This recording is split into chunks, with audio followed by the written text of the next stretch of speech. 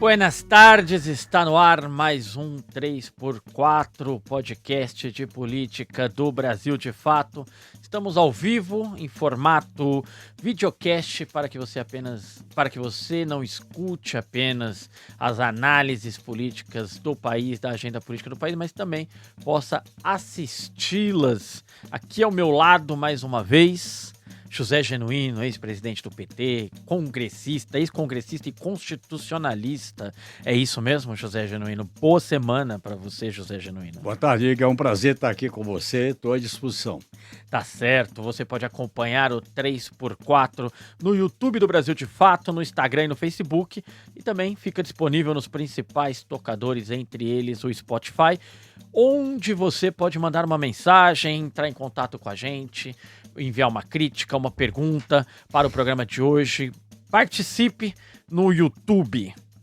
Hoje nós falaremos sobre o 2026, ano que marca a provável despedida de Luiz Inácio Lula da Silva das campanhas eleitorais. O atual presidente brasileiro disputa a sua 8ª disputa pela presidência do país, venceu 3 e vive a expectativa de se tornar pela 4ª vez presidente do Brasil eleito.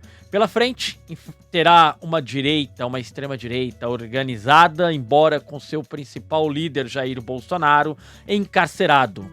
Diante desse cenário, qual deve ser o tom da campanha de Luiz Inácio Lula da Silva em 2026?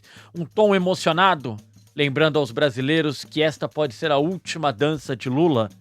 Deve ser um tom de enfrentamento belicoso, lembrando o que aconteceu em 2018 e 2022, anos em que a extrema-direita teve em suas mãos, propôs a agenda política do país? O que deve e o que espera Luiz Inácio Lula da Silva nas urnas?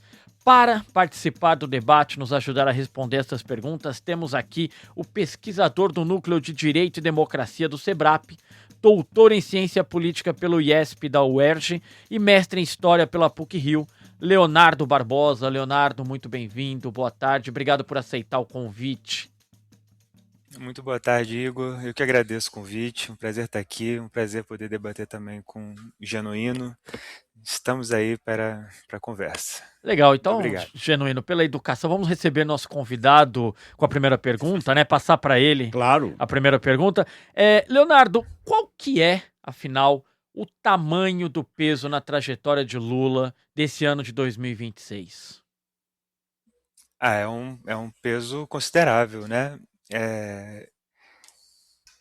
Quer dizer, ele tem uma trajetória imensa que é importantíssima para a política brasileira, que é muito difícil de você, inclusive, estimar o tamanho.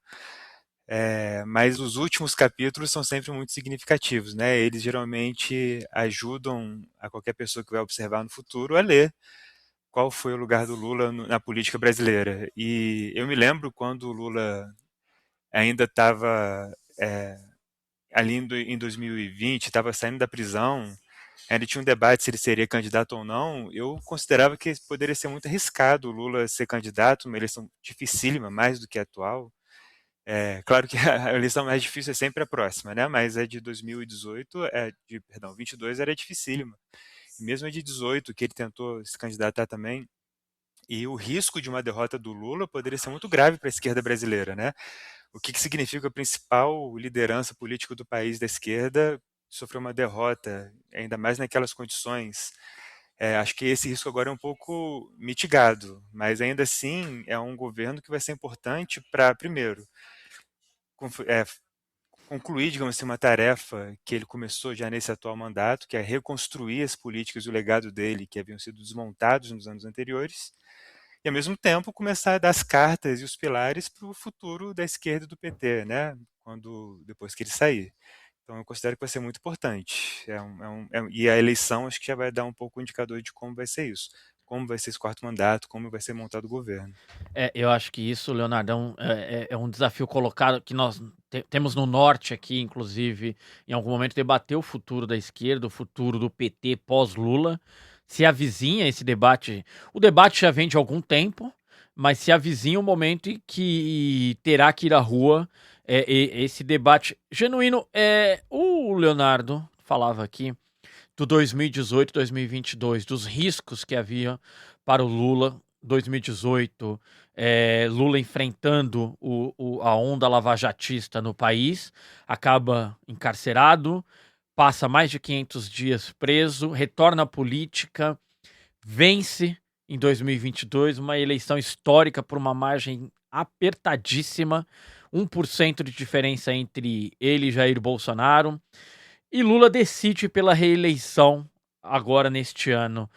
E aí eu te faço duas perguntas, Genuíno. Acertadamente, Lula vai para a reeleição, para disputa a reeleição, e qual seria o peso se uma derrota lhe ocorre neste ano? Olha, Igor e Leonardo, tem escolhas na história que independem de uma escolha racional. São imposições que a história coloca e os protagonistas não têm como fugir dessas escolhas. Eu acho que 2022 era inevitável, era um imperativo a candidatura do Lula. Era um chamado, né? Alguém tinha que frear. A história colocou. Uhum. A história colocou isso. A própria biografia do Lula, o próprio sentido que ele representa, o peso de uma época histórica, que tentaram interromper com a Lava Jato e com a prisão dele, com a criminalização do PT que começou com o Mensalão, era o momento dele, vamos dizer assim, retomar um papel nessa época histórica. E eu acho que essa época histórica não terminou.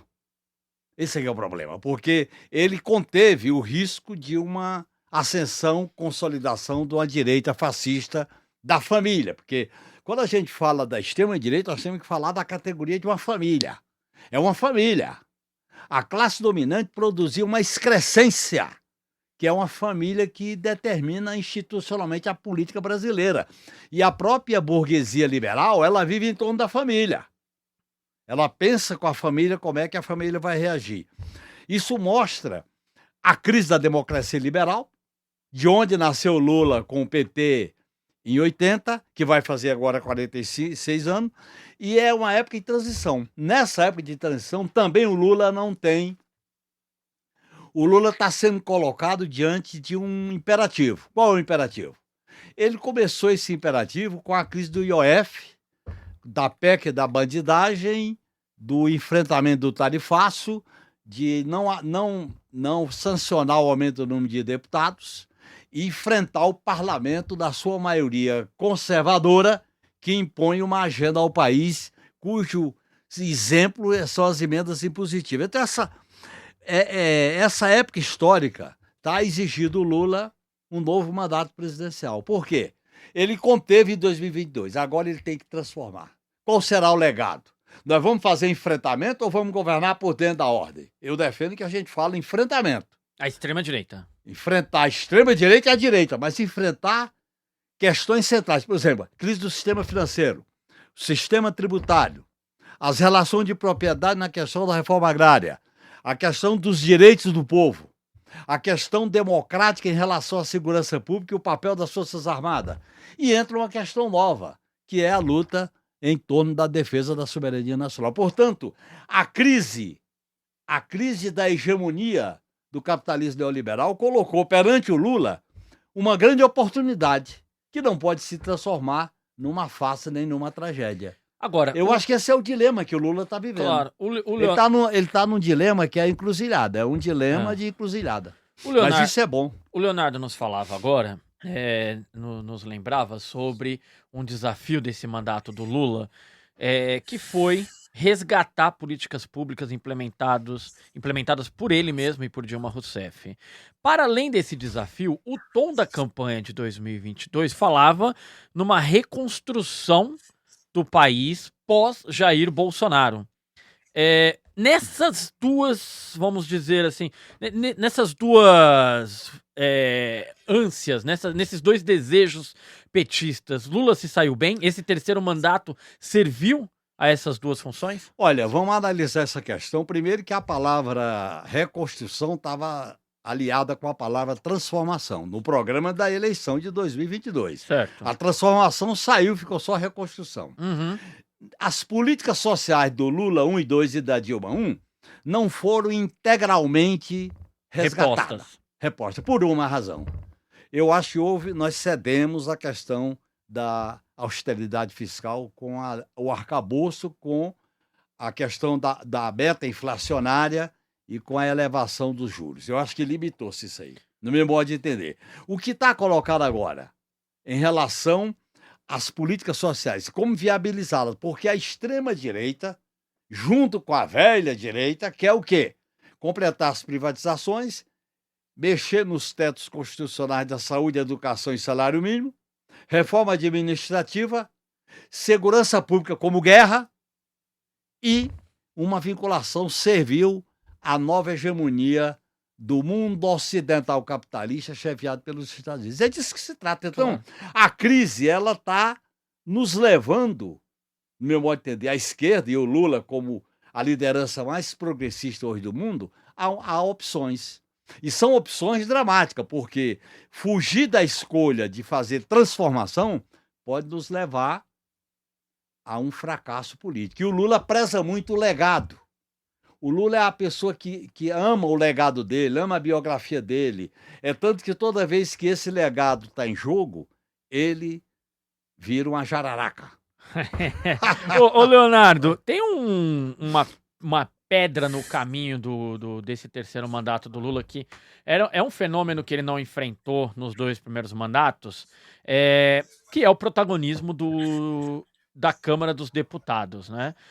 Ali, a partir de Michel Temer, a Câmara dos Deputados pega a chave do cofre, disputa o orçamento da União e passa a determinar a agenda política do país com a bênção do primeiro Michel Temer, que é um rato do Congresso Nacional, né? Uma raposa, como diria José Genuíno, do Congresso Nacional. Depois, Jair Bolsonaro não tem força para enfrentar o Congresso, entrega tudo para o Congresso e governa por caneta, né? Na canetada. E o Lula, então, teve o desafio de ter que lidar com essa nova ordem da relação entre o Executivo e o Legislativo.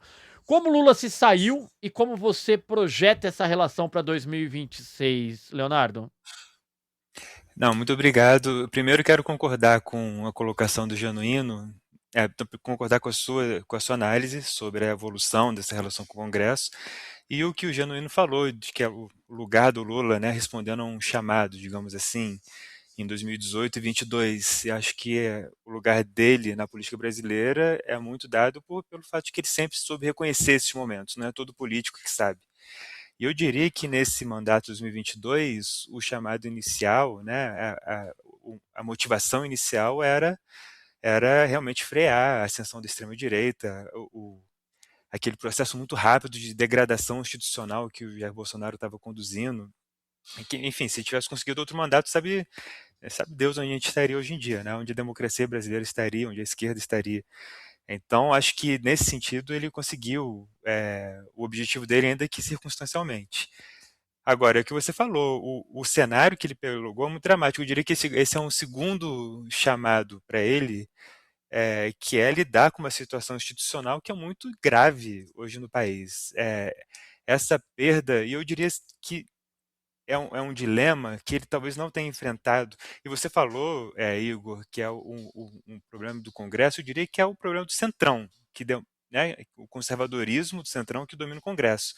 E é um dilema que talvez ele não tenha enfrentado totalmente, ele lidou por meio das coalizões e geriu muito bem elas, especialmente no seu segundo mandato, que era um momento de crescimento do orçamento, de crescimento da economia. Mas já no governo da Dilma Rousseff, especialmente ali para o final do primeiro mandato, já tinha alguns dilemas muito orçamentários, eu digo, muito claros, e que nunca se resolveram desde então. Não se resolveram.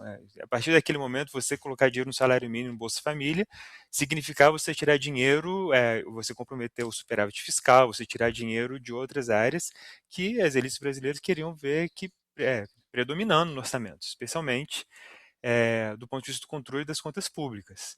E quando o Bolsonaro, primeiro Michel Temer, né, já começa um governo que porque para o Michel Temer e depois para o Bolsonaro, a solução para isso estava clara. Você desmonta as políticas sociais, no caso do Bolsonaro, você desmonta quase qualquer tipo de política pública que tinha nesse país, e no momento em que o mandato dele ficou ali minimamente ameaçado, você entrega a chave do orçamento por meio das emendas impositivas do orçamento secreto.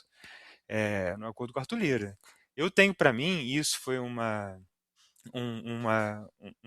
leitura que foi mais clara para mim depois que começou o mandato, que não fosse o Lula o presidente ali na transição de 2022 para 2023, não só a gente teve o risco de golpe de Estado, como o Arthur Lira e os caciques do Centrão teriam fazido valer o poder dele sobre o orçamento de uma forma quase irreversível, né? Eu me lembro que o Arthur Lira negociou de forma muito dura a PEC da transição, que ia permitir minimamente a governabilidade no ano seguinte.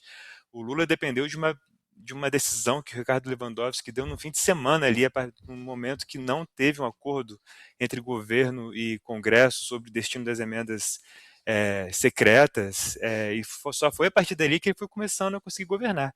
Então, acho que nesse sentido, o Lula enfrentou bem até, melhor do que eu esperava, esse cenário de desafio institucional. Ele fez ali um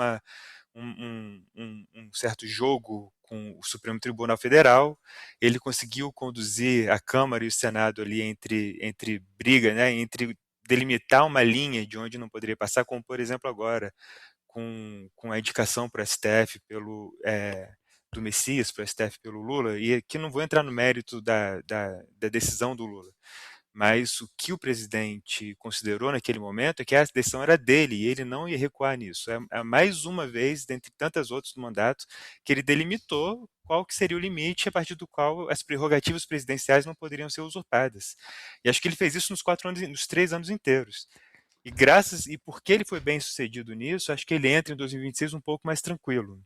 Nesse sentido, da relação com o Congresso. Ele vai poder se dedicar principalmente à campanha eleitoral. Claro. Tem algumas pautas importantes no Congresso que vão ter que ser aprovadas, mas eu entendo que a campanha do Lula está pronta, gente, está pronta. A questão da soberania nacional, como disse o Genuíno, da relação que ele conseguiu estabelecer com os Estados Unidos, mas principalmente a tributação da isenção do imposto de renda para quem ganha até R$ 5.000, a restituição das políticas sociais. Acho que isso dá para ele um cenário muito confortável para ele lidar com o Congresso esse ano.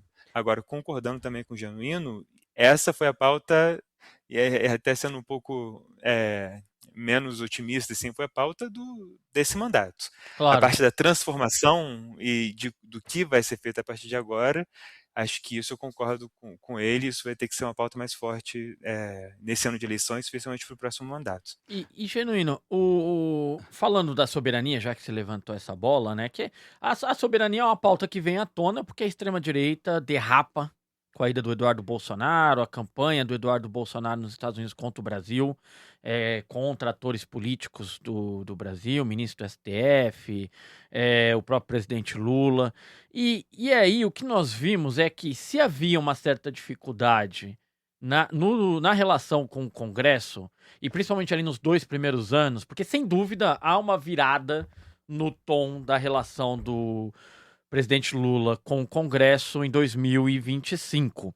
Mas nos 2 primeiros anos havia muita dificuldade. E Lula encontrou na política internacional uma forma de lembrar aos brasileiros o seu perfil político, o seu perfil de negociador, de conciliador. Isso nós vimos no massacre israelense, na política de morte de Israel contra a Palestina, nós vimos no conflito Ucrânia e Rússia, e vimos no episódio da taxação do país pelos Estados Unidos e no avanço de Donald Trump na América do Sul. Se tornou a política internacional um campo onde o Lula conseguiu imprimir mais o seu perfil de político? Antes de chegar nessa questão da política internacional, eu queria fazer uma observação. Nas condições da crise, que é muito radical, ela é social, ambiental, geopolítica, cultural, econômica, que o mundo atravessa nessa fase do neoliberalismo, a esquerda, para governar, ela tem que fazer uma governabilidade tensionada, tem que estar com um pé nas instituições e um pé na disputa da sociedade. Eu acho que foi a primeira fase do Lula 3, ele botou tudo na institucionalidade. Faltou ali criar um polo dentro do Congresso, mesmo que você fosse minoria, para peitar, para enfrentar. Tinha que mediar enfrentamento e negociação e enfrentamento. Por causa da crise da maioria congressual. Certo. Você tem que esticar a corda, Não para ela se quebrar, mas para esticar. Até para que a direita possa aceitar fazer certas concessões. E eu acho que o Lula fez isso com a crise do IOF.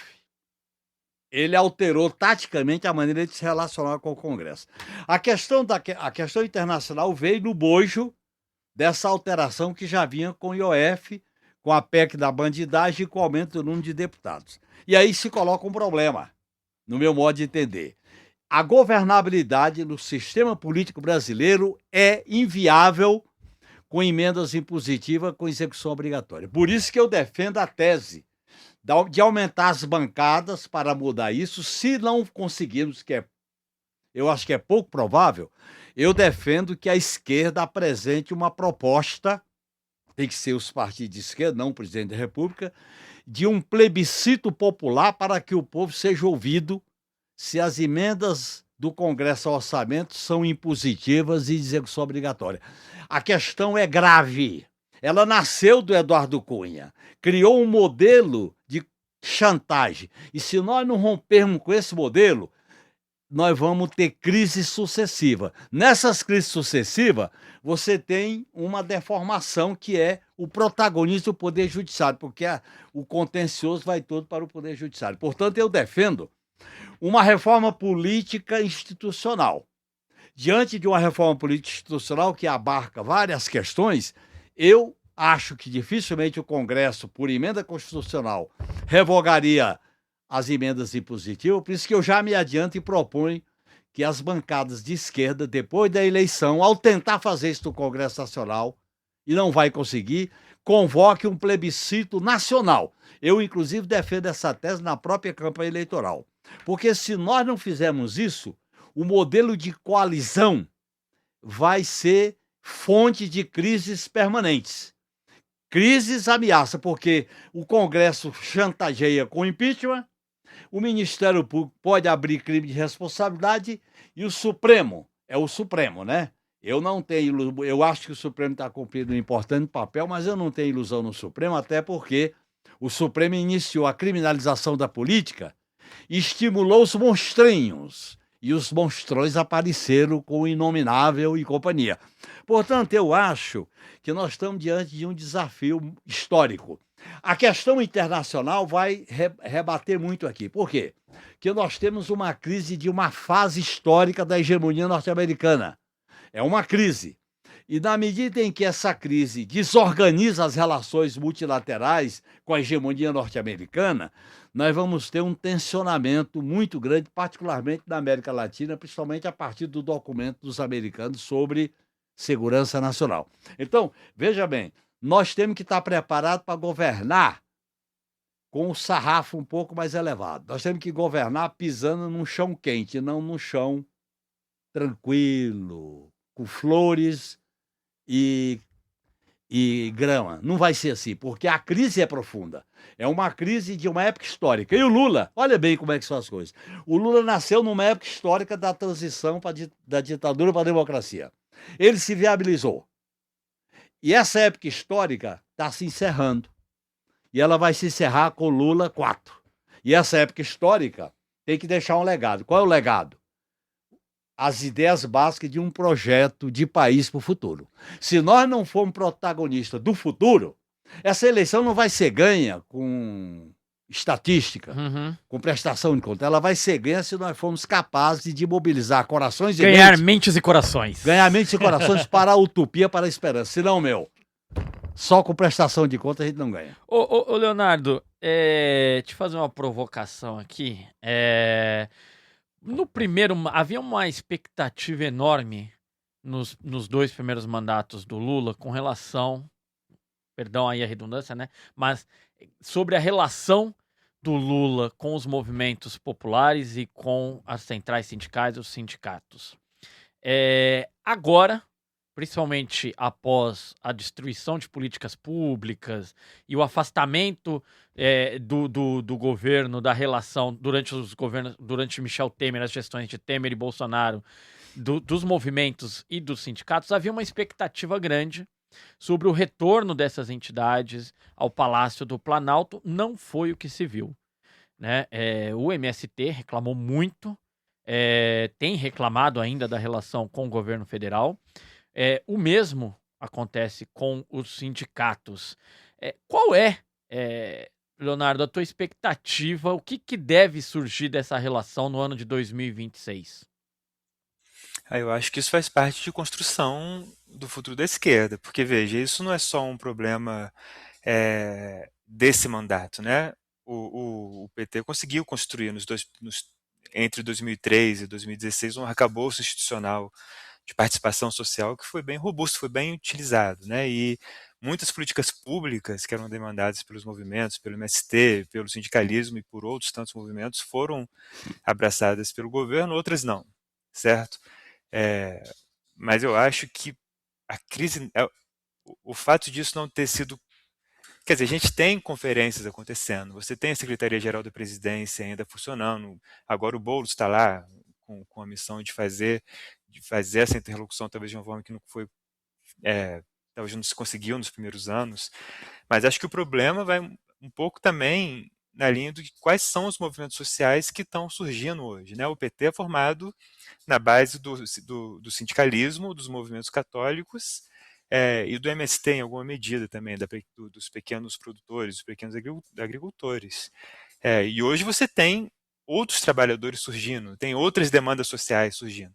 Eu acho que, embora como você tenha dito, o MST reclame com recorrência das políticas desse atual governo, acho que o buraco é mais embaixo. Acho que o buraco não só esses movimentos tradicionais não estão sendo inteiramente contemplados, como você tem um mar de trabalhadores que não estão organizados nesses movimentos que são tradicionalmente aliados ao PT e que estão com as suas demandas, com suas questões e não estão encontrando interlocução com o governo, sabe? Não tem esses canais, nem os canais institucionais que foram criados e nem por meio dos movimentos sociais que tradicionalmente têm esse diálogo mais forte com o PT. Eu particularmente acho que isso não vai ser solucionado agora. Eu acho que trazer o Boulos para perto do governo foi um acerto do Lula, foi mais um acerto do Lula. Eu acho que isso vai dar frutos, mas eu acho que agora o governo também, uma das pautas que o governo quer tratar nesse próximo mandato é a questão dos trabalhadores de aplicativo, mas eu acho que isso está muito longe de ser resolvido. E acho que isso vai permanecer nesse mandato, nesse próximo ano, quer dizer. Eu acho, Leonardo, que o caminho é o governo e a esquerda inovar na relação com a sociedade, não para trazer movimento para dentro do Estado.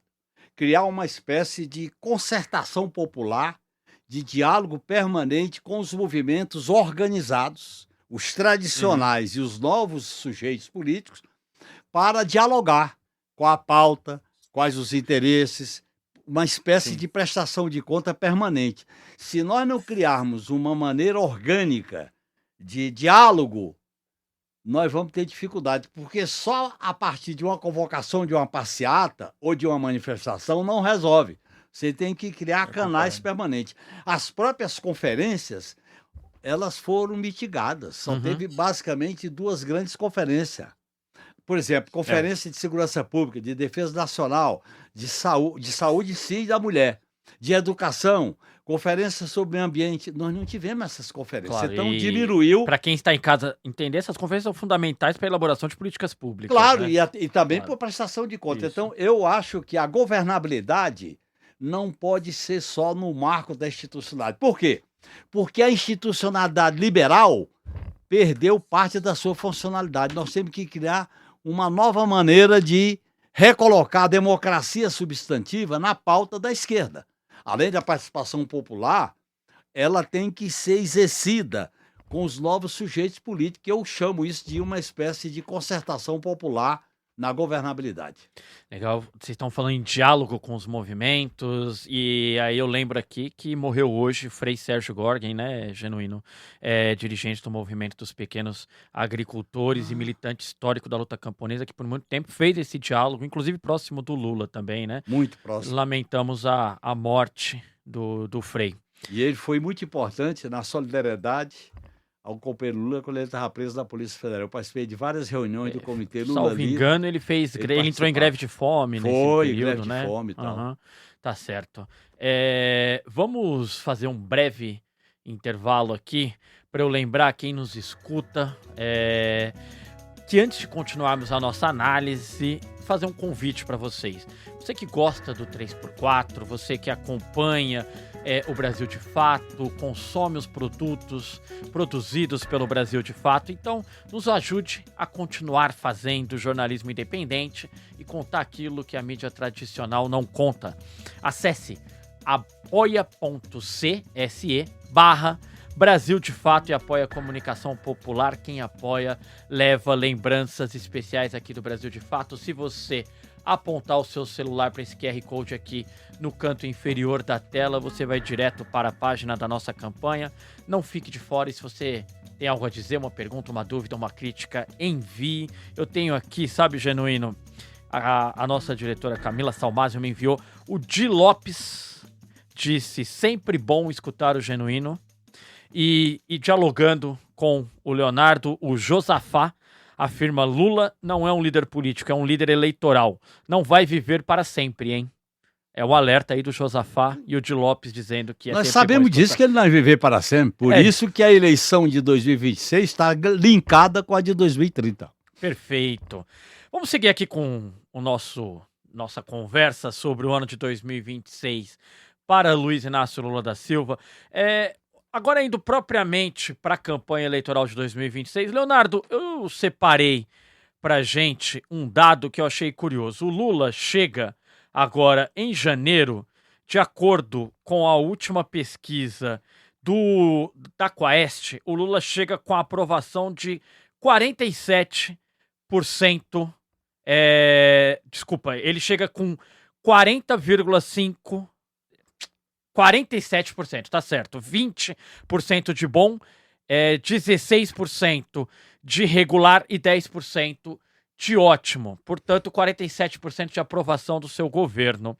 Em 2006, logo após o auge do Mensalão, quando Lula enfrentou a reeleição contra Geraldo Alckmin, que agora é seu vice, Lula tinha 41% de ótimo ou bom no mês de dezembro, e em janeiro ele tinha 36% de aprovação entre regular, ótimo e bom. Como você avalia, Leonardo, que chega Luiz Inácio Lula da Silva para a campanha eleitoral de 2026? Ele chega forte, mas curiosamente, né, quando se contrasta esses dados que você trouxe, é interessante ouvir, eu tinha esquecido os números de 2005, é também um cenário, em alguma medida, desafiador de uma maneira diferente, né?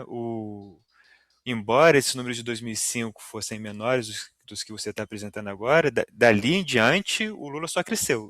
E cresceu para ganhar de forma muito sólida as eleições de 2006, e depois daquilo, no segundo mandato dele, a popularidade dele estourou completamente, né? Esse é um cenário que é inconcebível hoje em dia, né? A 47% de aprovação que o Lula tem é o que ele tem tido, tem variado muito pouco e provavelmente vai crescer muito pouco nos próximos meses também. Ele vai ter que ir para as eleições com uma desaprovação ali, no mínimo, rivalizando com a aprovação dele. Acho que provavelmente ele consegue crescer um pouco, muito pouco, quando o governo entrar em campanha, tem o peso da máquina do governo no período eleitoral, mas eu acho que ele vai ter que lidar com um cenário que é desafiador, porque ele tem um adversário, que é o bolsonarismo, que é a primeira vez que é uma direita organizada de massas, né, que a gente tem na história democrática do Brasil. Você teve algumas lideranças que foram mais pungentes, digamos assim, que tiveram uma popularidade maior, teve o Collor, o Carlos Lacerda antes disso, mas você nunca teve uma direita que estava organizada como um partido de massas. O que o bolsonarismo fez, eu, meu grupo de pesquisa lá no SEBRAP, o CCI, a gente tem essa hipótese que o bolsonarismo ele se comporta quase como um partido político, um partido digital, muito próximo ao que os partidos de massa foram no começo do século. E é um tipo de adversário que o Lula nunca teve. O PT foi o único partido de massa nesse país por décadas e décadas. E eu acho que Leonardo, isso se você me permite, eu tenho lido recorrentemente as análises do SEBRAP, de fato, insistindo nessa tese do partido digital do bolsonarismo.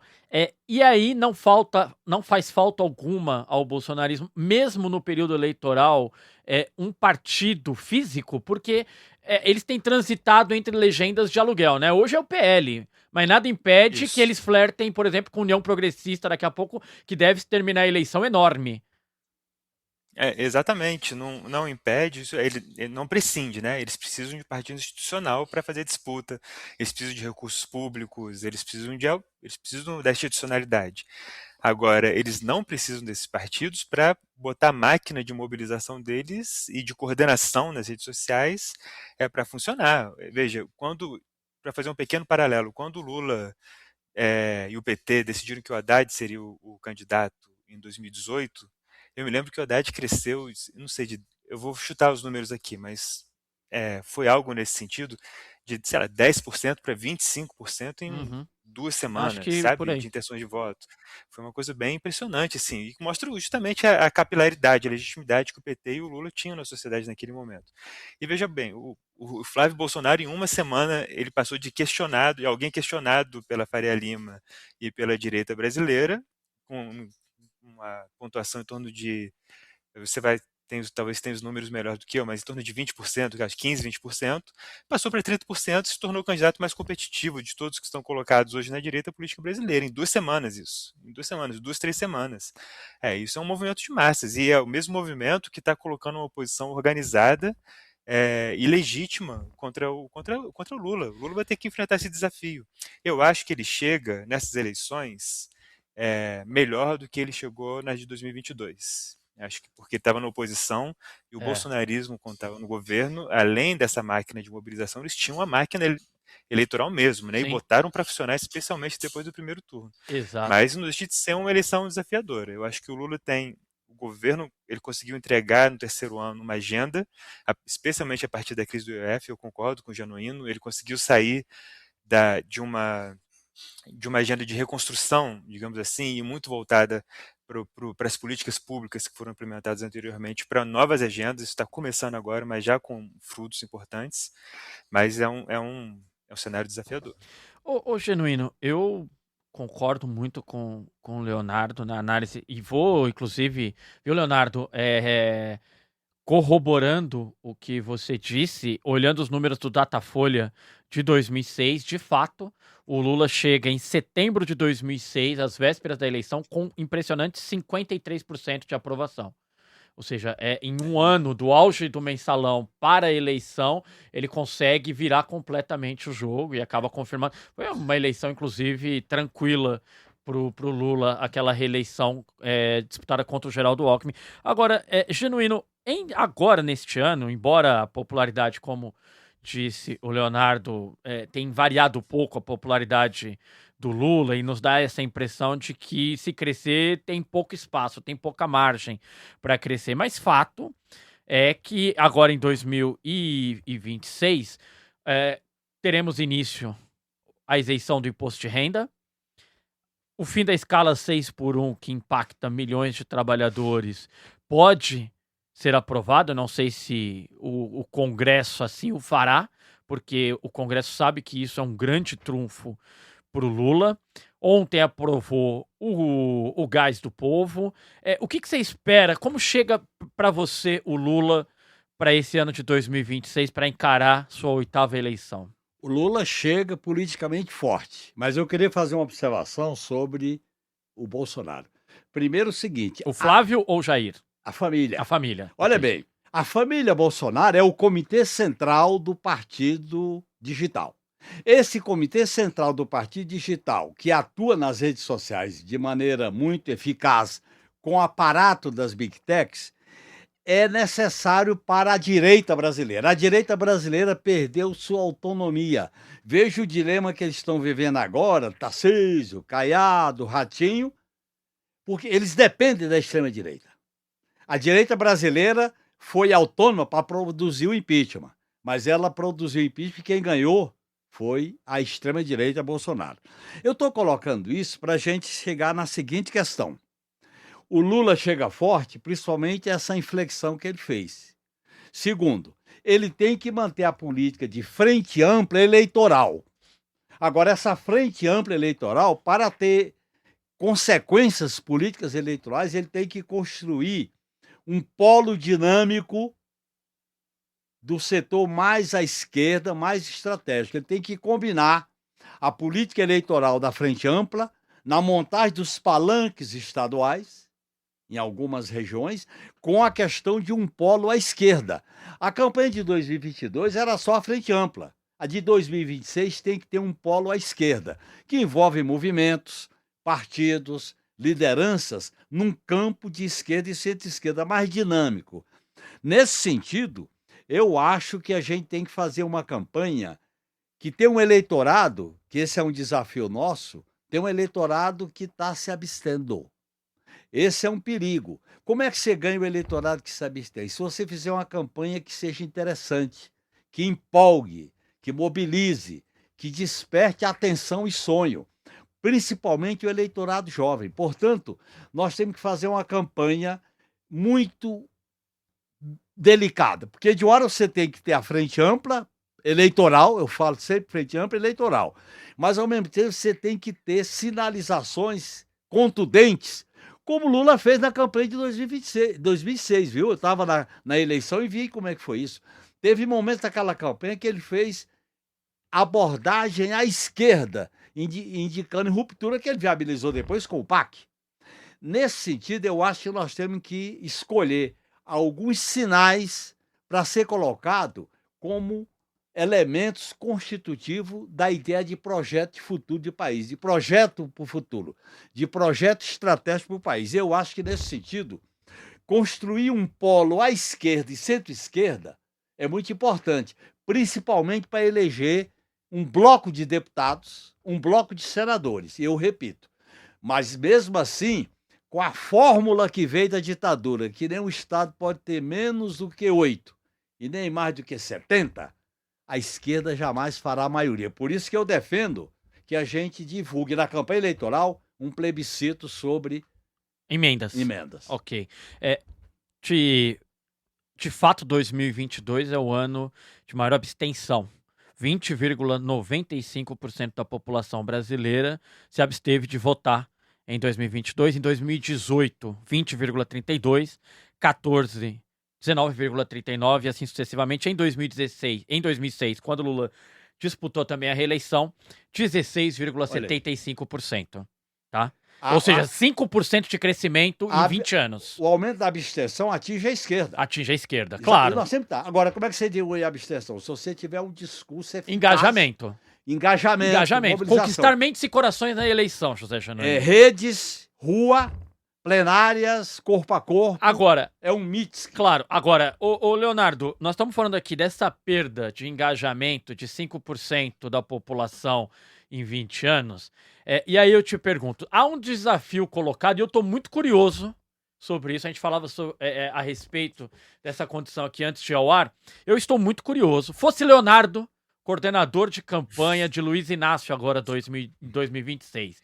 Você tem um desafio, é a última eleição do Lula. Tem tudo para ser uma campanha emocionante, emotiva nas ruas e nas redes e na televisão, mas do outro lado, você tem, como você acabou de nos alertar, um partido que funciona nas redes, um partido digital, que tem por característica, aí me corrija se eu estiver errado, por favor, porque o especialista aqui é você, que tem por característica a violência. A violência no discurso, principalmente. E às vezes na prática. Que vai para as ruas, eu ia falar isso agora. Vai por vezes para a rua, mas ela no discurso, ela aparece muito. Então, Leonardo, para conquistar esse eleitorado, para tentar avançar para além desses 47%, ou trazer de volta esses 5% que em 20 anos abriu mão de votar, qual que você acha que deve ser o tom dessa campanha do Lula? Eu acho, obrigado pela pergunta, mas eu acho que tem que ser propositivo, no sentido de projetivo, né? Eu acho que uma campanha nostálgica não vai levar para lugar nenhum, não, gente. Eu acho que, e entendendo muito esse ponto do Genuíno, eu concordo com ele. Acho que eu estou entendendo dessa maneira, Genuíno, me corrija se eu estiver errado, mas quando você fala em trazer um núcleo de esquerda para a campanha, eu estou entendendo da gente conseguir pegar a nossa campanha e ao invés de simplesmente defender o governo, a gente, ao construirmos uma agenda da esquerda, a gente conseguir mudar a maneira como o debate público está colocado hoje. É Porque o que o exatamente isso, Leonardo. bolsonarismo faz. É Pois exatamente é, isso que eu penso. porque o bolsonarismo, além desse discurso e práticas que por vezes são violentas mesmo, o que eles conseguiram fazer com a mobilização deles é condicionar o debate público. Entende? Colocar a questão, a maneira como eles entendem corrupção e as imagens que eles têm disso, junto com o lavajatismo, para o debate público, a questão da segurança pública, como eles entendem isso também, organizando o debate público. Gente, a gente ganhou 4 eleições levando Minas Gerais e Rio de Janeiro. O bolsonarismo virou o Sudeste, gente. Essa é a verdade. Ganhou o Rio de Janeiro e tirou em 2018 Minas Gerais do PT, porque eles conseguiram mudar. São as mesmas pessoas. Claro que tem uma mudança geracional, isso é importante, tem outras pessoas entrando no cenário, mas muitas pessoas que elegeram o PT em 2006 e 2010 votaram no Bolsonaro em 2018 e 2022, porque eles recolocaram o debate público que é o que o partido digital, que os partidos de massa fazem, né? Conseguem condicionar e organizar esse debate público. Cabe ao PT fazer isso nos seus termos dessa vez. E acho que a gente está dando alguns passos nesse sentido que são importantes. Colocar a questão distributiva de novo. E acho que isso foi uma consequência quase. E aí, te respondendo, Igor, acho que não é nem. Ainda bem que eu não sou o coordenador, acho que eu não conseguiria fazer isso, né, nesse momento da minha vida, mas eu acho que isso está colocado.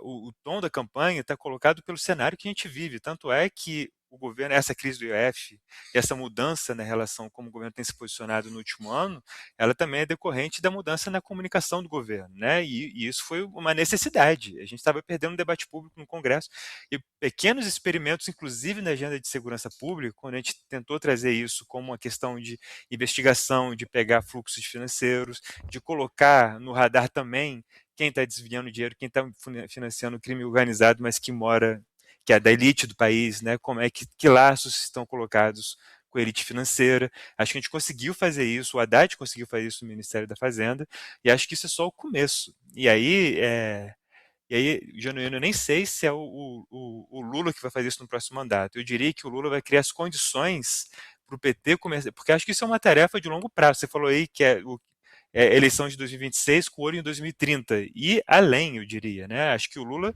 nessa campanha, ele pode criar as condições, enfrentando a realidade dentro das necessidades que estão colocadas pela disputa política, ele vai criar as condições para a gente começar a organizar uma nova agenda, Aí, que vai Leonardo, eu se acho que formar ao longo do eu próximo queria mandato. acrescentar uma questão aí que você colocou, que eu concordo. O PT tem uma certa autonomia, uma certa relação com Lula que não seja a mera extensão, não seja o ministério. O Perfeito. PT não pode ser o ministério do Lula, tem que ser uma autonomia. Para o PT trazer a Exatamente. pauta da sociedade e colocar na campanha eleitoral. E o pessoal entender que o PT pressiona o Lula. O PT fiscaliza, o PT contribui, o PT ajuda. Porque vai vir uma ultra esquerda querendo lançar candidato contra o Lula para ter 1%, 2%, né? Quer dizer, você vai ter pela direita e pela esquerda, né? Vai ter os Aldo da vida e os outros por aí afora. Então, é necessário a gente ficar atento a isso. E eu defendo que o PT faça essa autonomia calculada na relação com Lula e com a campanha. Justo. O que nós estamos vendo no cenário atualmente, você falando da autonomia do PT, é, por exemplo, a possível chegada, o possível desembarque de Simone Tebet em São Paulo a pedido do Lula para disputar o Senado, mas já foi cogitada para disputar, inclusive, o governo de São Paulo. Agora, Genuíno, nem tudo são flores. Ainda bem. Ainda bem. Numa crise dessa, quem quiser flores, não se estabeleça na política. Exato. Genuíno, para 2026, onde estão os problemas que Lula pode enfrentar e que ele deve ser alvo da extrema-direita? Muito se fala da idade do Lula, que pode ser questionada. Lula completou 80 anos. Da saúde do Lula. E pontos da gestão do Lula são questionados também. O que você acha que o Lula pode ter que revidar e ser alvo nesse período? Tem 3 questões que eu acho que nós temos que responder bem. Primeiro, o tema da segurança pública, nós temos que ter uma proposta alternativa para peitar a proposta da direita. Segundo, a relação com o imperialismo americano, porque os Estados Unidos vão ter algum tipo de influência aqui. Terceiro, enfrentar o antipetismo, porque o antipetismo que se estende para o anti-Lula, ele é sutilmente propagado pela grande mídia conservadora monopolista. Então, além desses temas de que a idade, saúde, etc. Tal, mas eu acho que essas três questões vão estar, nós temos que nos preparar com pronta resposta. E eu acho que é fundamental. Para isso, você tem que ter uma campanha mais organizada. Uma campanha não é do deputado individualmente, é uma campanha de bloco, uma campanha de time. Juntar PT, PSOL, PCdoB, PV, Rede, PSB, setores do PDT para uma campanha blocada. As novas lideranças que vão emergir, fazer uma coisa desse tipo aí. Porque vai ser colocada a seguinte questão: o futuro do Brasil passa pela eleição do Lula. Porque se nós formos derrotados, o que vem é um período de trevas, de fascismo e sai de baixo. Tá certo. Ô, Leonardo, antes só dizer aqui, agradecer. O Juan Grossi Coelho enviou boa tarde, programa muito interessante. Agradeço, Juan, pela audiência, pelo elogio. Ô, Leonardo, me diz uma coisa. O Genuíno falou de 3 pontos que podem surgir e pegar um pouco a campanha do Lula. Não sei se no contrapé, porque me parece que há uma certa previsibilidade daquilo que os dois lados vão levar para o debate eleitoral. Mas eu não sou otimista como José Genuíno, um histórico otimista. Eu não acho que se há um momento em que a esquerda decidirá debater segurança pública com seriedade nesse país, será na última eleição disputada pelo Lula. Acho que continuará sendo um campo em que a esquerda vai ficar assistindo a direita pautar, perguntar e responder. Mas me parece, e eu queria uma análise tua, eu tenho 3 minutos para ela somente, viu, Leonardo? Me parece que com tanto ex-governador na disputa, nós devemos ter pelo menos 3. O Ratinho Júnior, Eduardo Leite ou Caiado. O Zema, fala-se agora do Zema eventualmente disputar a eleição como vice do Flávio Bolsonaro. Há um sonho de uma parcela da extrema-direita que os dois unam forças nesse momento. Então me parece que essa profusão de ex-governadores na disputa eleitoral deve forçar o debate na segurança pública, principalmente tendo ex-governadores ligados ao tema da segurança pública. Você acha que esse debate talvez seja onde o Lula tenha que se preocupar mais? Ah, possivelmente, mas eu acho também que a gente nunca esteve tão preparado para enfrentá-lo. Eu concordo com você, eu mantenho todas as reticências que você colocou. Estou de acordo, mas acho que é um tema do qual a gente não vai poder fugir nessa campanha. E eu acho que a tramitação do PL antifacção no Congresso, com a lambança que o Derrite fez na Câmara dos Deputados, e o Hugo Mota também, deram para a gente uma chave importante para mostrar que a gente pelo menos pode não perder de 7-1, pode ser 1-0, pode ser 2-1, e aí nos permitindo ter fôlego ainda para colocar as nossas pautas, né? Escala 6 por 1, o fim da escala 6 por 1, uma tributação mais progressiva, salário mínimo e assim por diante. Então, acho que a gente está pelo menos mais bem preparado para enfrentar esse debate sem perder de goleada nesse momento. Acho que a gente tem que ir para a campanha, não dá para fugir também, não dá para fugir totalmente desse tema. E aí, trazendo um pouco ainda essa questão da campanha, eu acho que é o momento de a gente politizar temas que não estão sendo politizados ainda, porque, novamente, tudo isso é um primeiro momento, né, gente? São apenas ensaios que o governo está fazendo sobre qual que vai ser a agenda dele, qual que vai ser a agenda da esquerda nos próximos anos. O PT está organizando um congresso por agora em abril e, a meu ver, está sendo muito pouco publicizado, os debates que vão ser feitos estão sendo muito pouco publicizados, e eu acho que esse é o momento que a gente está começando a pensar essa campanha. Por exemplo, minerais críticos. Quando a gente fala de nacionalismo, não pode ser só questão tarifária, uma coisa tão circunstancial, uma coisa relativa a Trump e o Lula, sabe? Como é que isso vai se reverberar na forma como o país maneja seus minerais críticos e terras raras? O governo não está politizando essa questão, por exemplo, Tem como foi razão. politizado lá atrás, nos anos 50, o petróleo é nosso, ou como o próprio governo do PT, ali perto de 2010, politizou a questão do pré-sal. A gente não Uhum. está fazendo isso. A gente está muito aquém. Acho que essa campanha vai ser o momento que a gente vai começar a fazer isso. E, Igor, se você me permite, não é todo dia que eu posso ter um diálogo com o Genuíno. Claro. É, é, desculpa, dá interferência. Não, pode falar. Não, eu digo que você tem um diálogo com o Genuíno. Essa questão da autonomia do PT que ele trouxe, não só estou completamente de acordo, como eu acho que é uma questão que vai muito além dessa campanha. É uma necessidade que o PT vai ter para organizar o pós-Lula. Eu não sei se o Lula gosta de falar sobre isso ou não sei se o PT gosta de falar isso ou não, mas é uma coisa que está colocada e vai estar colocada no próximo mandato. Se o partido não abraçar, se der não tiver ciente de que ele vai ter que construir uma nova agenda, que vai ter que construir novos laços com movimentos, novos espaços de debate para organizar a opinião pública, a gente vai ficar vendido depois que acabar o próximo mandato. Acho que o Leonardo tem razão, e eu acho que, Leonardo, o contraponto a isso é assustador, porque a direita tem quadros jovens. Tem quadros que miram 2030, 2034, 38. A direita está pronta para a sucessão do Jair Bolsonaro. Vamos encaminhando aqui para o final do 3x4.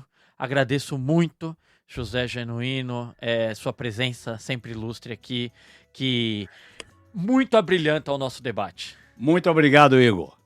Leonardo, obrigado. Primeira vez, espero que a primeira de muitas. É um ano eleitoral, vamos precisar aí de boas cabeças para pensar a política brasileira. Contamos contigo pro resto do ano aí, viu?